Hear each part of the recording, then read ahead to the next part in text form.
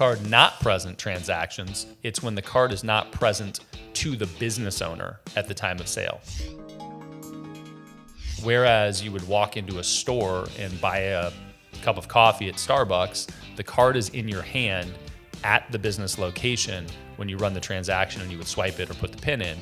The card is not present to the business owner if you order it online. The card is still in your hand, but they can't validate that the card is in your hand because you're manually entering the number.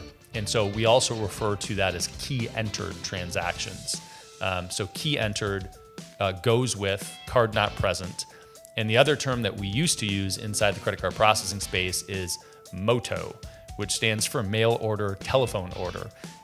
That's a really dated term, and you'll still see it thrown around, but it sort of got replaced with card not present because, needless to say, mail order and telephone order have gone down dramatically, while e-commerce has gone up. They all have a similar risk profile, though, which means because we can't validate that the card is actually in the cardholder's hand during the transaction, there's a much higher likelihood of fraud. What that means to you as a business owner is that card not present, or CNP, transactions come with a higher interchange cost and consequently a higher price that you pay to run those transactions. There's no real way around that. It's the statistical analysis for the likelihood of fraud that drives up the cost of those transactions relative to, a grocery store, a coffee shop, a liquor store, et cetera, where the card is present.